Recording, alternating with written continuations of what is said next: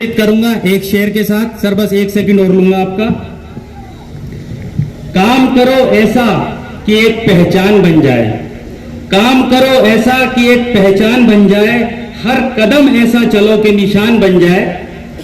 यहां जिंदगी तो हर कोई काट लेता है, यहां जिंदगी तो हर कोई काट लेता है, जिंदगी जियो इस कदर की मसाल बन जाए।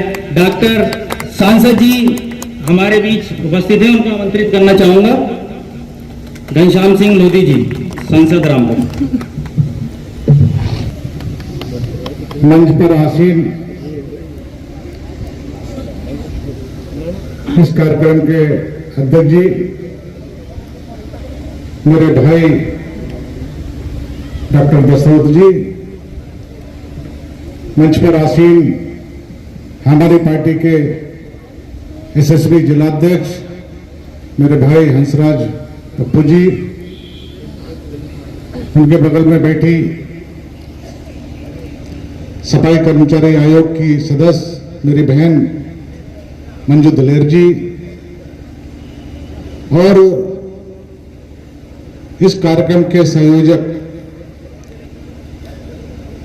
क्योंकि मैंने देखा है हमारे भीम अनार्या जी ने धार्मिक कार्यक्रम में बहुत बढ़ चढ़ करके हिस्सा लिया है। मैं कई कार्यक्रमों में शामिल हुआ, लेकिन जो उनकी दिलचस्पी मैंने देखी तो अजीब उत्साह मुझे देखने को मिला, और उस उत्साह के साथ चाहे हमारे वाल्मीकि समाज हो, चाहे हमारा दूसरा समाज हो, सब समाजों ने उन्हें बराबर का सम्मान देने का काम किया है। ऐसा नहीं, उनका सम्मान हिंदू भी करते हैं, मुसलमान भी करते हैं, मैंने देखा है मंचों से। तो ऐसे हमारे भीम अनार्या जी और हमारे दूसरे प्रदेशों से आए हुए जो भाभा 10 के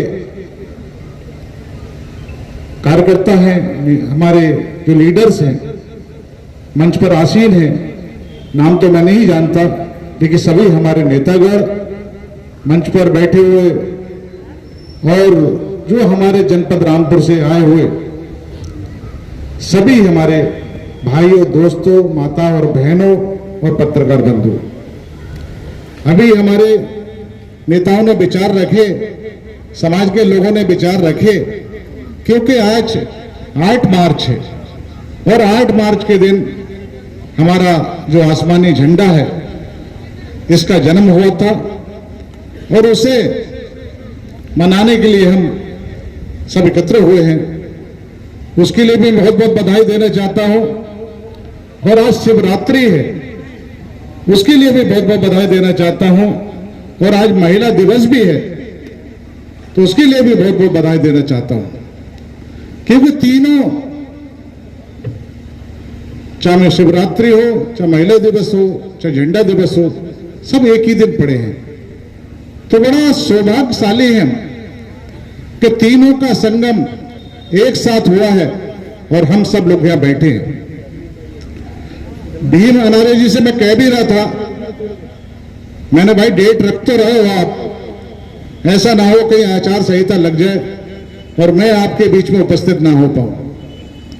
लेकिन ऊपर वाले ने मौका दिया, आचार संहिता भी मेरे ख्याल से 10-5 दिन दूर है, मैं आपके बीच में हूं, आप महानुभावों के दर्शन करने का मौका मुझे मिला है।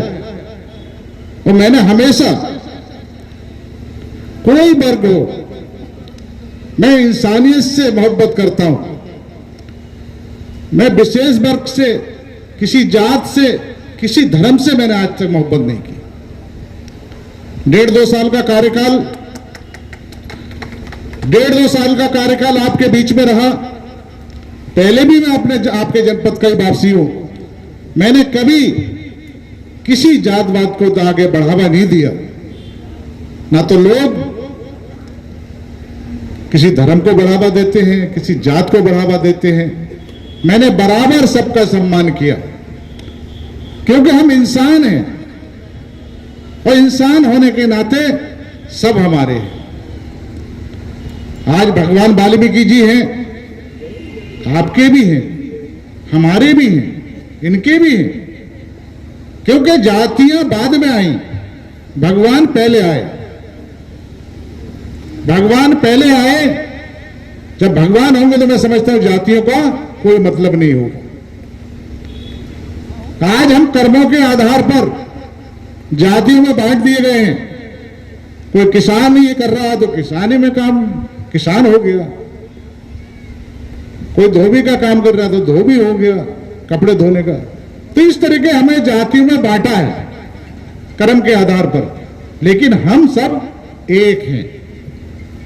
और सबसे अच्छी बात, हमारा जन्म उस भारत में हुआ है जिसमें अनेकों प्रकार के लोग रहते हैं। हिंदू, मुस्लिम, सिख, ईसाई सब लोग इसमें रहते हैं।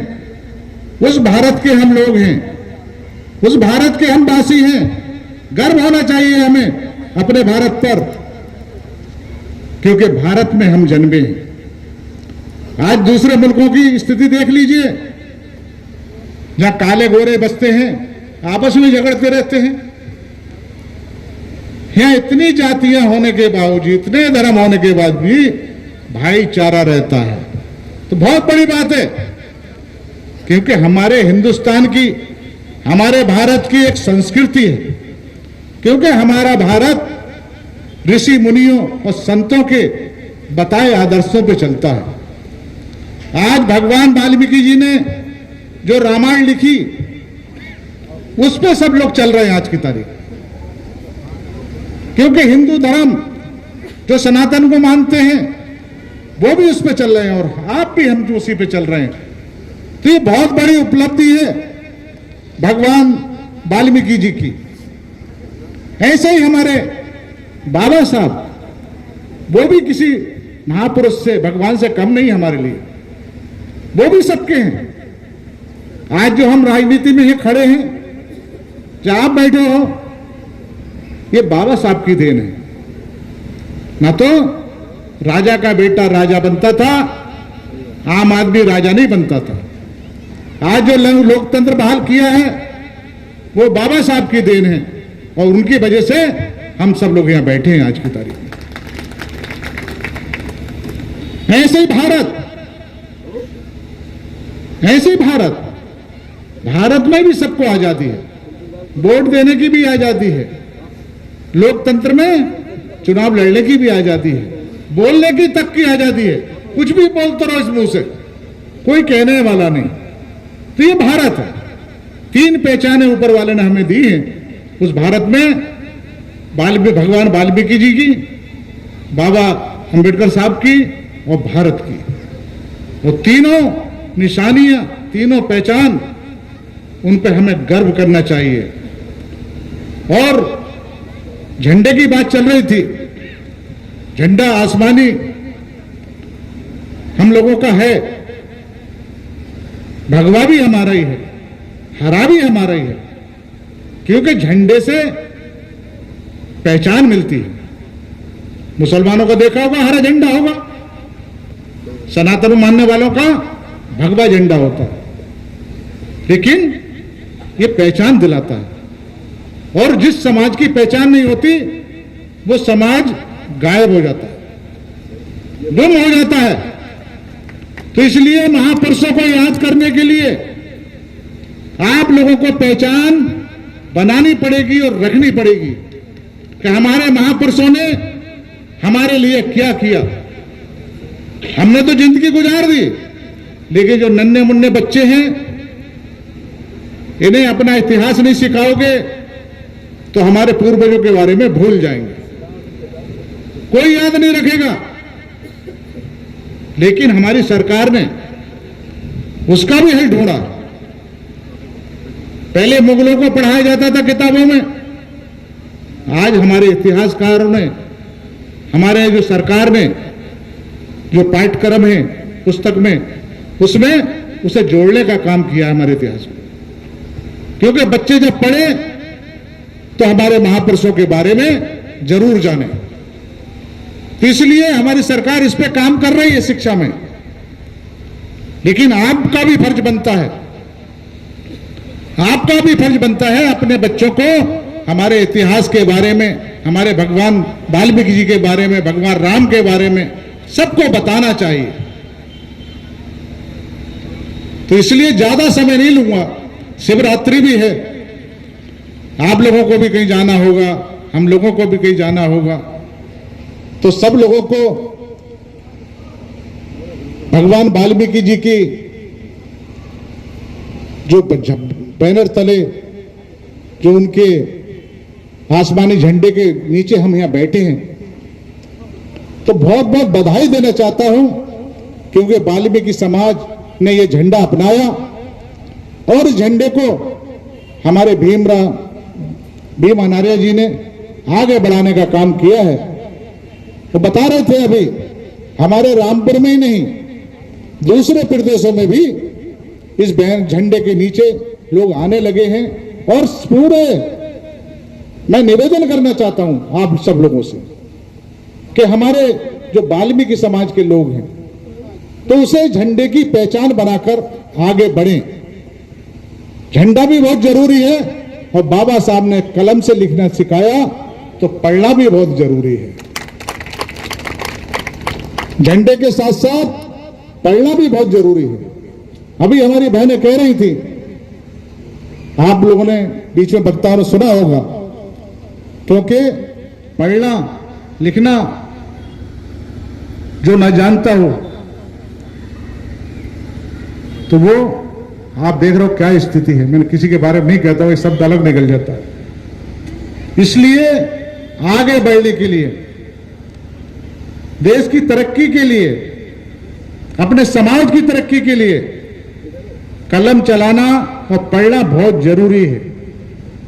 जो इससे पिछड़ गया वो देश के विकास में शामिल नहीं हो सकता, क्योंकि विकास की यात्रा के लिए जो मोदी जी ने लक्ष्य बनाया है कि 2047 तक मेरा भारत जो पूरे विश्व में विश्व गुरु की अध्यक्षता जो करेगा, तो उसमें आप लोगों की भागीदारी बहुत जरूरी है। और वो भागीदारी जब करोगे जब आज सक्षम होगे, पढ़े लिखे होगे, ना तो काम करते आए हो, काम करते ही रहोगे, पढ़ोगे तो आगे बढ़ोगे। इसलिए सबसे निवेदन है, काम के साथ साथ पढ़ाना भी बहुत जरूरी है। और वैसे जमाना बदल गया है, ना तो हमारे 50% बच्चे